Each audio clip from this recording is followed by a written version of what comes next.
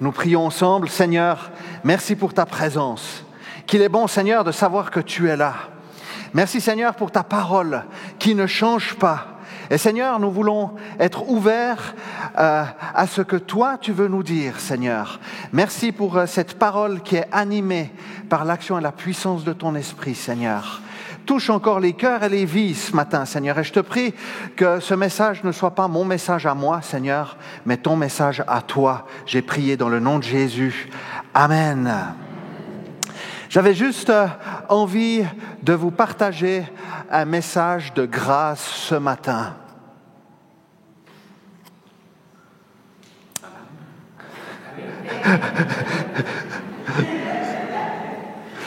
Je me souviens un jour, j'ai quelqu'un qui m'a approché pour me faire des reproches. Je ne dirais pas dans quel milieu c'était. Et puis la personne est venue, elle m'a dit, j'aimerais te dire, tu parles trop de la grâce.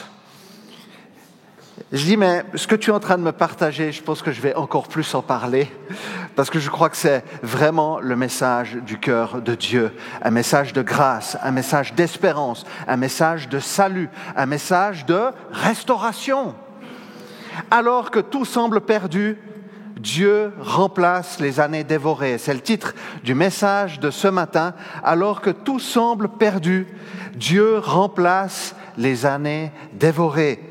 Il y a des événements dans notre vie, et on en vit certainement tous, des accidents de parcours, des drames, des imprévus qui impactent durablement notre vie.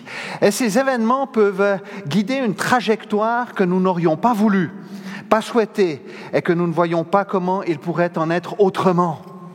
Comme si, vous savez, vous étiez monté dans le mauvais train et que vous voyez les aiguillages partir dans une toute autre direction. Et si j'avais manqué la volonté de Dieu, manqué l'opportunité de ma vie? Et ces trajectoires de vie sont des bouleversements, elles ne font pas partie de nos plans initiaux. J'aurais jamais pensé me retrouver aujourd'hui, en 2024, dans cette situation-là. Et il y a des prises de conscience. Nous craignons que celles-ci ne viennent parfois trop tard, et ceci est valable pour nous, mais aussi pour ceux qui nous entourent et dont nous voyons les égarements malheureux. Nous aimerions tellement un réveil, un sursaut, un changement. Alors il arrive que nous soyons éloignés de Dieu, ou que Dieu n'a pas du tout fait partie de notre vie, prenant un autre chemin, et nous rendons compte de notre errance et sollicitons l'intervention de Dieu. Il est important de saisir son intention. Et c'est ce que j'aimerais vraiment vous partager ce matin, l'intention du cœur de Dieu pour nous aujourd'hui. Son intention de grâce, son intention de restauration est la possibilité de nous retrouver dans le bon train et à bonne destination. Le Seigneur nous rappelle ses promesses et permet que nous reprenions la bonne trajectoire, le bon chemin, le bon train, sa bonne destinée pour nous. Alors que tout semble perdu, Dieu remplace les années dévorées. Je vous propose de prendre la parole de Dieu dans Joël au chapitre 2. C'est donc le prophète Joël dans l'Ancien Testament, dans la deuxième partie de l'Ancien Testament.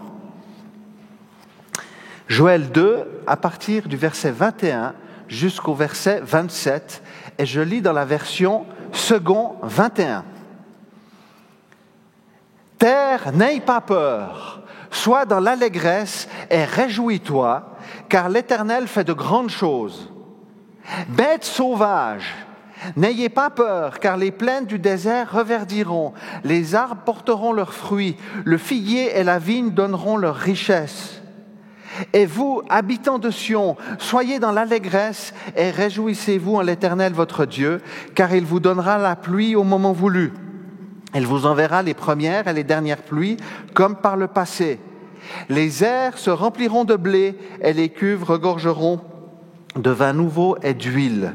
Je vous remplacerai les années qu'ont dévoré la sauterelle, le grillon, le criquet et la chenille, ma grande armée que j'avais envoyée contre vous. Vous mangerez et vous vous rassasierez.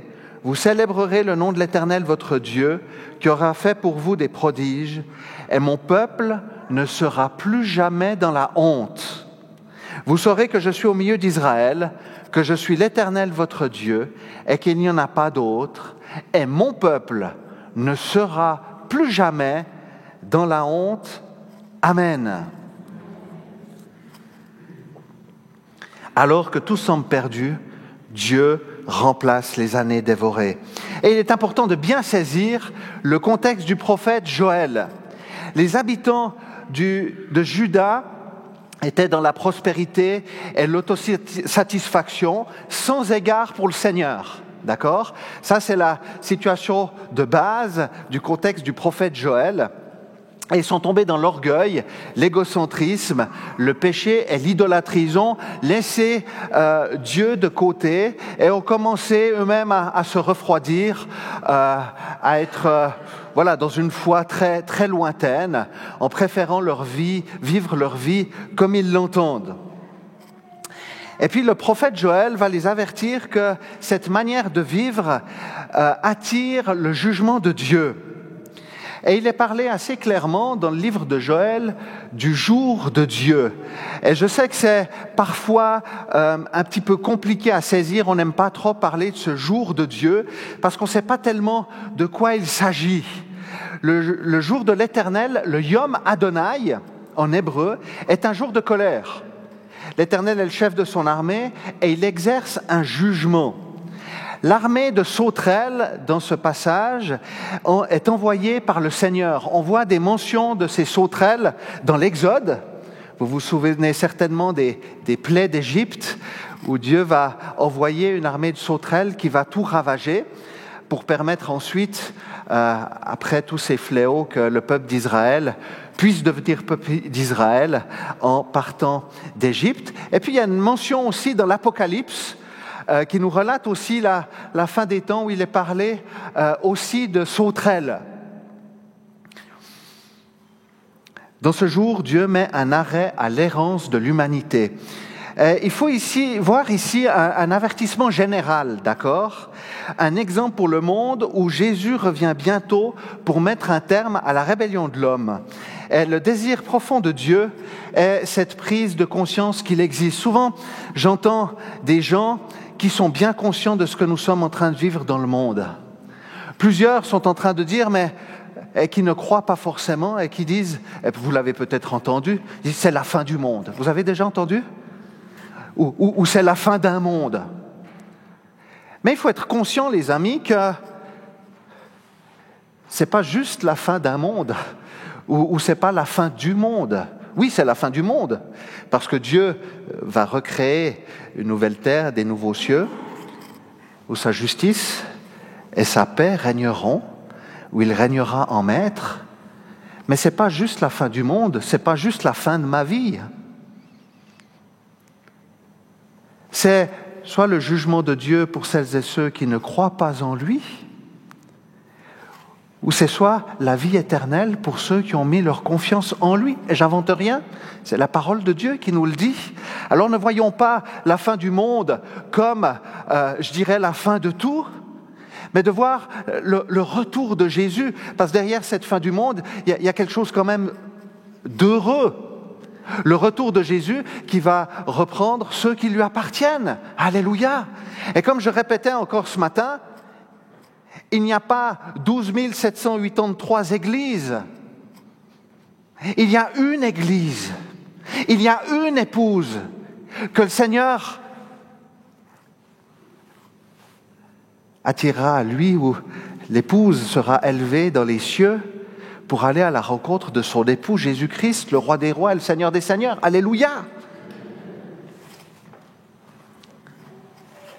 Dieu désire faire alliance avec nous et il n'est pas trop tard. Si des personnes parmi nous ou qui nous écoutent via YouTube, je sais que vous êtes certains de nous écouter aussi dans différents coins du monde, il est encore temps de faire alliance avec Dieu parce que le Seigneur est un Dieu d'alliance et de promesses de vie.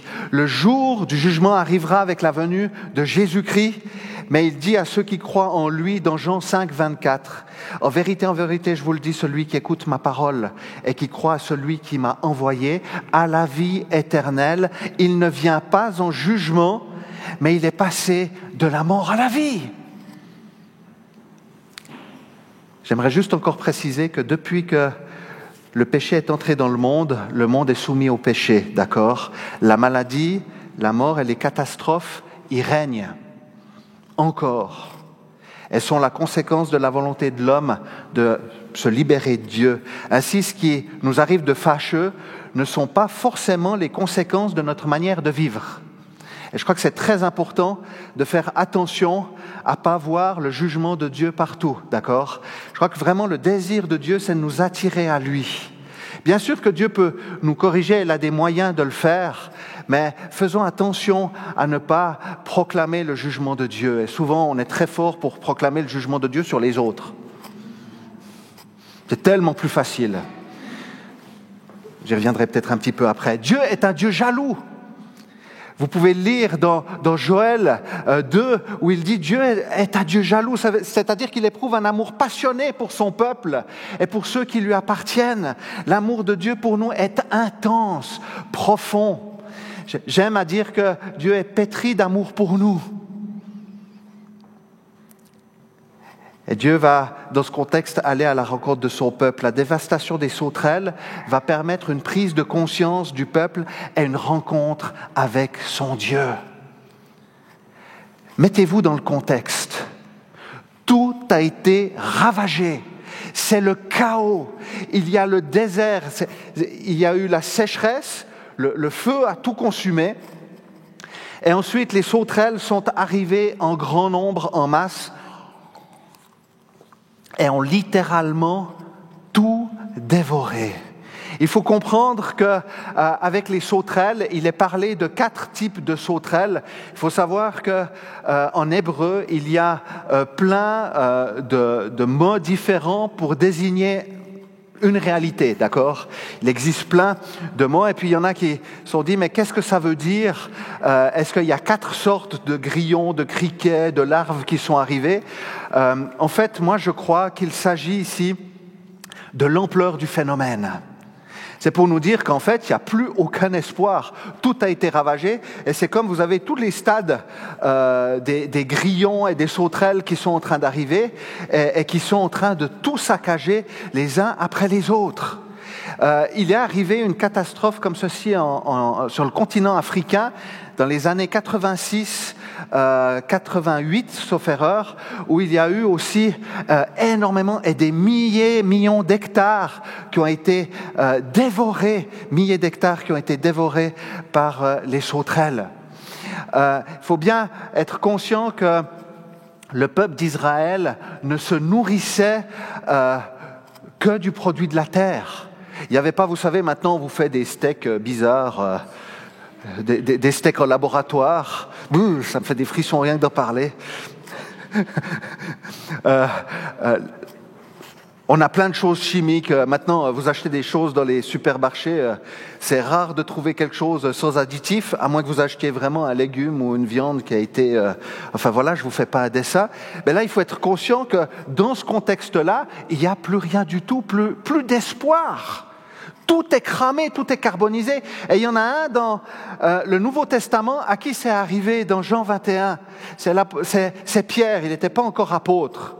Il était un disciple désespéré, et peut-être désespérant aussi, parce que quand Jésus lui a dit qu'il allait être livré sur la croix, il a dit « T'inquiète, moi je serai là, je ne te renierai pas, je serai avec toi jusqu'au bout. » Et quand Jésus a été livré, Pierre s'est retrouvé face à une servante qui lui dit « Ah, toi t'es avec Jésus. » Puis Pierre, il a eu les chocottes, et il a dit « Non, non, je ne connais pas du tout cet homme. » Et il a renié Jésus. Rendez-vous compte, Pierre renie Jésus.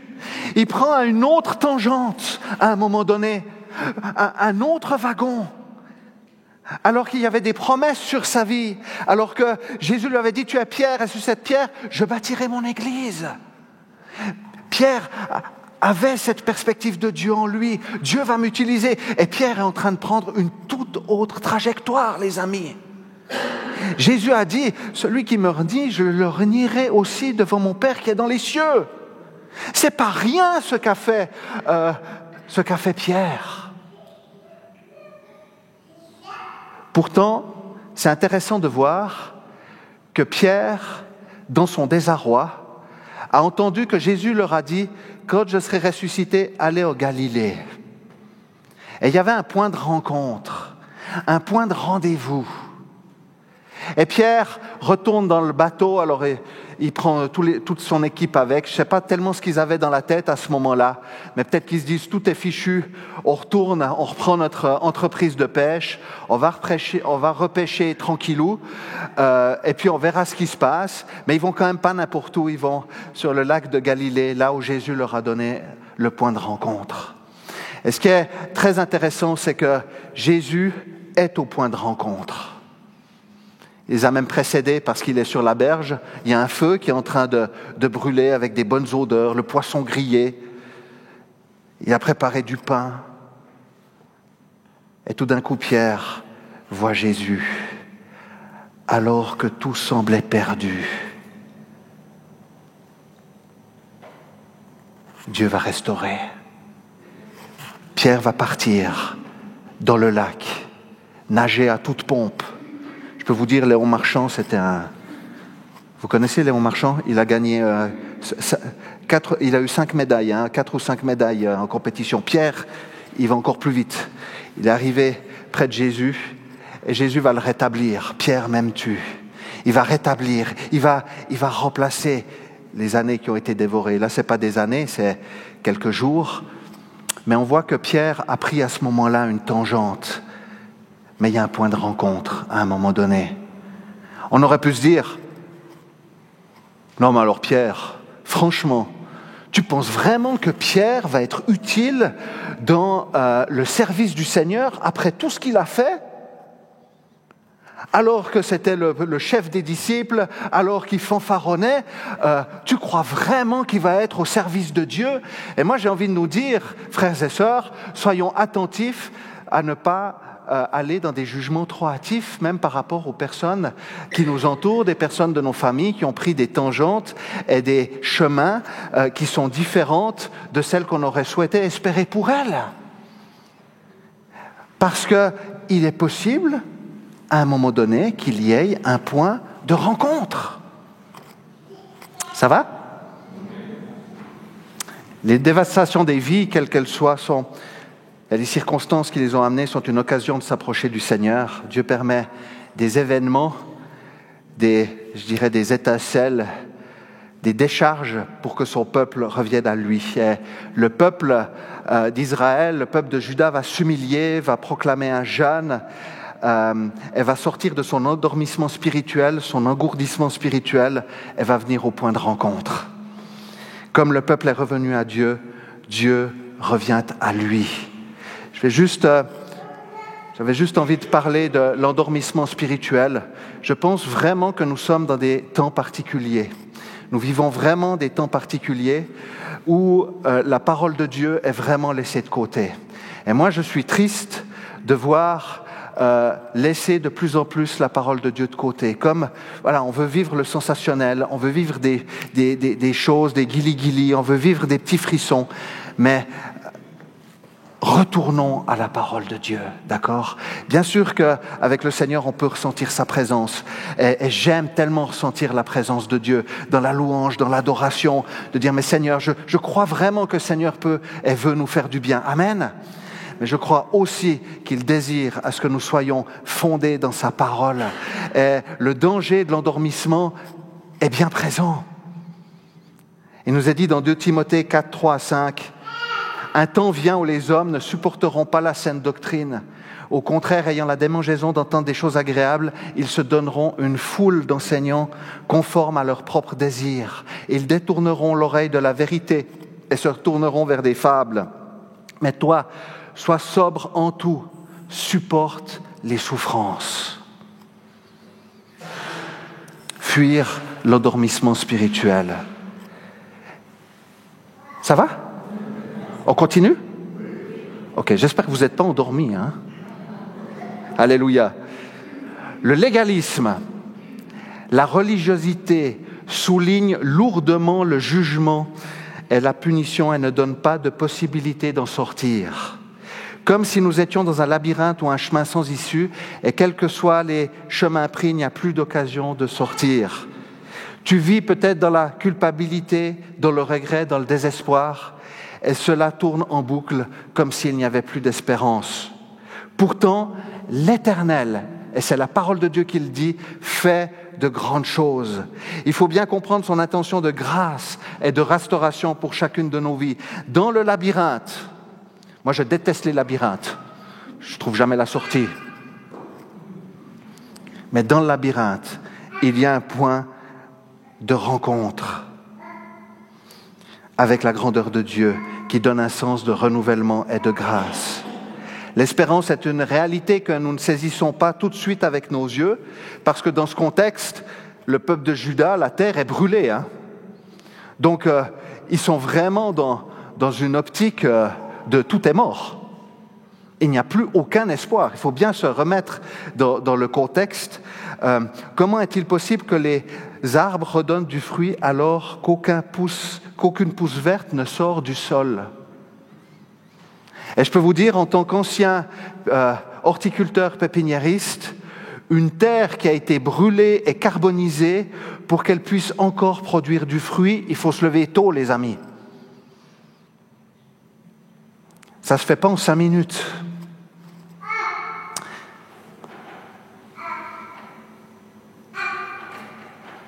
Dieu, le Créateur, va intervenir dans le chaos. Et il va dire, terre, n'aie pas peur. Bête sauvage, juste quand il dit bête sauvage ou quand je dis bête sauvage, je ne m'adresse pas à vous, d'accord ? C'est important de le comprendre. Je ne m'adresse pas à moi non plus. Enfin, quoique. Terre, n'aie pas peur. Bête sauvage, n'ayez pas peur. Et vous, habitants de Sion, n'ayez pas peur. Et c'est le même ordre de création de Genèse 1.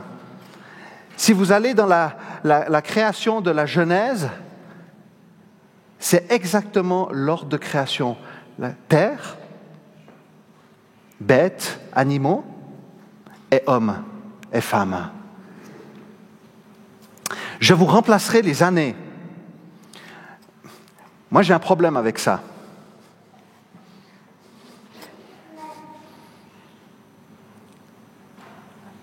Parce qu'à yeux humains, on dit une année perdue est une année de perdue. Vous êtes d'accord ? Et c'est vrai, quand on regarde nos vies, c'est difficile de rattraper le temps perdu. Mais c'est assez impressionnant de voir, Dieu dit, mais je vous remplacerai les années.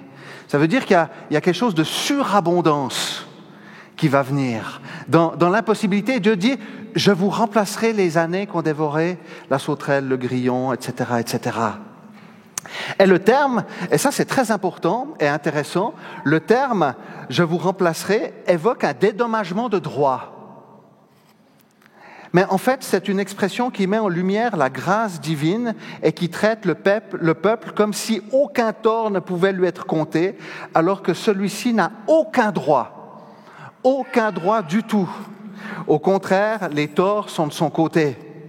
Et on voit ici la grâce et l'amour de Dieu pour son peuple. Ce que Dieu donne n'est pas un droit, cela fait partie de sa grâce. Ce que Dieu donne n'est pas un droit, cela fait partie de sa grâce. Alors la terre brûlée va faire place à des plaines verdoyantes. Dieu va au-delà d'une simple compensation.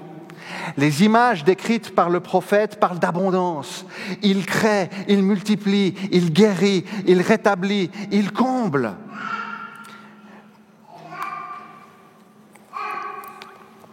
Et vous vous rassasierez donne une idée de réalisation, de plénitude, d'être comblé. Alors à la fois les promesses du Seigneur sont pour nous maintenant et pour celles qui lui appartiennent et qui viennent au point de rencontre, mais elles ont aussi une dimension d'éternité, comme je le disais tout à l'heure, parce qu'après le jugement de la terre, il créera des nouveaux cieux et une nouvelle terre. Et spirituellement, nous pouvons déjà vivre aujourd'hui une vie comblée et débordante de la présence de l'Esprit.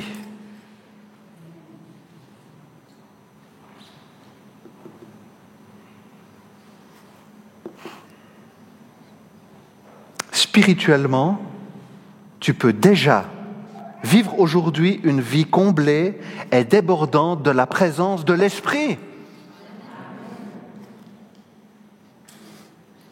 C'est pas rien. C'est pas rien. Je peux être vivifié. Et si vous regardez Joël 3, il est parlé de la venue de l'Esprit, les amis.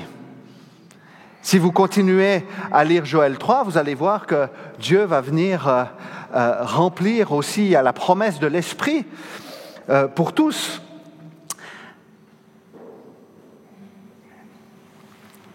Je vais bientôt arriver à la fin.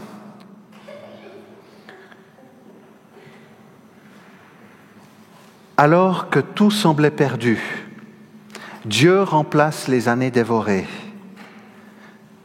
Tu es rongé par la culpabilité. Tu as l'impression d'avoir manqué la volonté de Dieu, de ne pas être là où tu devrais être. Tu as vécu ou tu vis encore la dévastation, où tout a été saccagé et dévoré dans ta vie. Tes perspectives ont été anéanties. Tu as vécu des ruptures, un arrêt de ministère, une dégringolade sociale. Tu passes par un désert spirituel. Tu te rends compte que tu as perdu du temps pendant toutes ces années. Dieu t'attend pour te conduire à bon port. Dieu t'attend pour te conduire à bon port. Je vous donne juste Ça va? Ok. Je vous donne juste encore une petite histoire. J'étais un jour en Belgique, vous savez peut-être que j'ai des origines belges. Celui qui vient me faire une blague avec ça, on le savait. Et j'étais avec ma mère, on partait des longs week-ends en allant en Belgique, et puis on s'est retrouvés à un moment donné, et vous savez que j'étais avec ma mère qui était copilote, et vous savez que j'ai toujours raison, donc on s'est retrouvés perdus à un moment donné. On était au milieu de la route comme ça, et puis on était en train de s'enguirlander avec ma mère en disant « mais il faut aller où, machin ?» J'ai une voiture qui s'est arrêtée, qui me fait signe de baisser sa fenêtre. J'ai dit « là, mon gars, tu vas te faire... Il va dire « attends, tu te crois où? On est en Belgique ici, tu as des plaques suisses. » Et il me fait signe de baisser sa fenêtre. Je baisse ma fenêtre, et il me dit « vous allez où ?» Véridique, hein? Vous allez où? Et je lui dis, alors je vais là en fait, je lui donne l'adresse exacte. Et vous savez ce qu'il me dit? Suivez-le. Je pense que c'est pour dire suivez-moi, mais il dit suivez-le. Et il part, et je pars, et je le suis, et on arrivait à bon port. Et c'est exactement ce que Jésus fait avec nous. Il s'arrête à notre hauteur, il descend la fenêtre, il attend à ce que tu descendes la tienne, et il dit « suivez-le ». Suis-le, parce qu'il va t'amener au bon endroit. Alléluia. Je vois que vous êtes convaincus maintenant. Gloire à Dieu. J'avais noté dans mes notes. Gilamon dans un sursaut. Un des dangers, les amis, parce que quand tout va mal, un des dangers est de nous isoler, de nous enfermer. On se disqualifie soi-même en ne se trouvant pas digne. On ne s'autorise plus au bonheur. On s'autocensure soi-même. Et ceux qui nous entourent ne sont pas tendres non plus. L'homme juge, censure, compare, condamne et enferme, et il n'y a rien de pire. Pourtant, nous lisons de par 2 fois, « Mon peuple ne sera plus jamais dans la honte ». Souligné 2 fois, « Mon peuple ne sera plus jamais dans la honte ». Israël subissait les railleries des autres peuples par rapport à ce qu'il traversait. Et ici, le rétablissement est total, complet. Le peuple est rétabli dans sa dignité.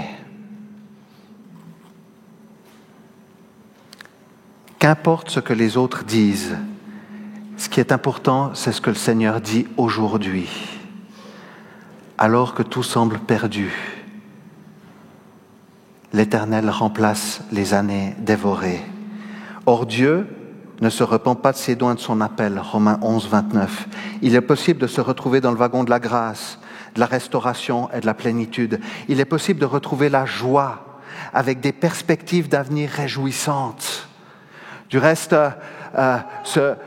j'allais dire ce psaume, mais ce passage de Joël est une ode à la joie, à la réjouissance, alors que tout semble perdu. Réjouis-toi parce qu'il y a de l'espérance, parce que Dieu peut te rétablir, Dieu peut te restaurer. Et là où tout semblait perdu, tu peux te retrouver dans le wagon de la volonté de Dieu. Et il y a des choses incroyables qui peuvent se produire parce que Dieu est créateur. Et c'est aussi un encouragement pour ceux que nous ne voyons plus ou que nous voyons dégringoler et prendre un autre chemin. Il y a toujours la possibilité d'une restauration, de reprendre le bon wagon et de vivre un renouveau. Que cela nous pousse, les amis, davantage vers Dieu, à le rechercher et à faire de Jésus le centre de notre vie. Amen. Seigneur, merci pour ta présence. Seigneur, nous désirons encore être plus conscients de ton intention de grâce et de restauration.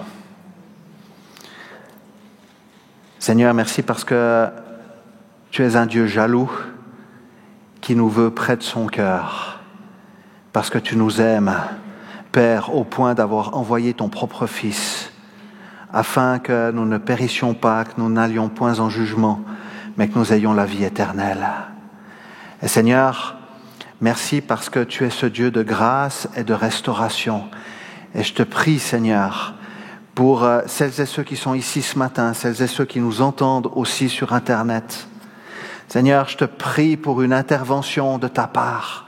Merci parce que des prises de conscience, des réalisations de ta grandeur sont encore possibles aujourd'hui, Seigneur. Seigneur, nous voulons nous en remettre à toi. Et je te prie pour toutes celles et ceux qui ont vécu des dévastations dans leur vie, toutes celles et ceux qui ont vécu des invasions de sauterelles, Seigneur, toutes celles et ceux qui ont vécu la sécheresse et puis qui sont désemparés en disant « Seigneur, pourquoi, comment, etc. » Tout est fichu. Non, tout n'est pas fichu. Merci Seigneur parce que tu es celui qui vient au point de rencontre. Et Seigneur, je te prie de venir restaurer, de venir renouveler, de venir montrer la lucarne qui est encore allumée, Seigneur, la possibilité de reprendre le wagon de ta volonté, Seigneur, dans le nom de Jésus.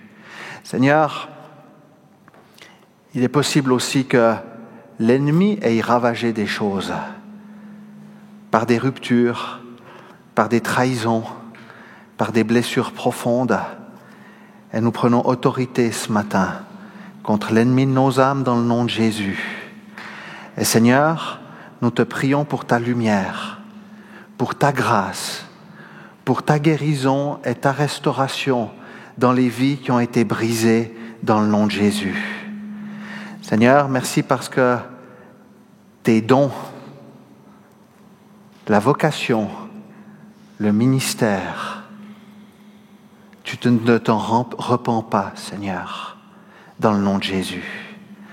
Alors, Seigneur, viens rétablir ce qui a été brisé, que ce soit dans nos vies, dans celles de nos familles, Seigneur, de nos proches, que ce soit dans l'Église. Tu es celui qui vient remplacer les années dévorées dans le nom de Jésus. Seigneur, alors que nous chantions, j'ai reçu cette interpellation dans mon cœur assez fort. Et je veux prier pour cela maintenant. L'ennemi de nos âmes, le diable, est un menteur. Et il fera tout en sorte que nous croyons l'inverse de ce qui a été partagé ce matin. Mais non, tout est fichu, tout est brûlé, tout a été ravagé. C'est un mensonge de l'ennemi. Parce que Dieu est au-dessus de tout et il a vaincu la mort. Amen. Il est au-dessus de toutes les autorités, les principautés dans les lieux célestes. Et je prie maintenant, dans le nom de Jésus, que la réalité de la parole de Dieu soit rétablie. Seigneur, je te prie que tout mensonge maintenant soit ôté dans le nom de Jésus. Et que le voile des yeux tombe, Seigneur. Alléluia. Seigneur, ta parole est la vérité. Et la restauration est possible. Nous le croyons, Seigneur. dans le nom de Jésus. Et nous voulons marcher avec confiance que c'est toi qui accomplis parce que tu es le Créateur, tu es le Sauveur, tu es le Maître. Au nom de Jésus, Amen.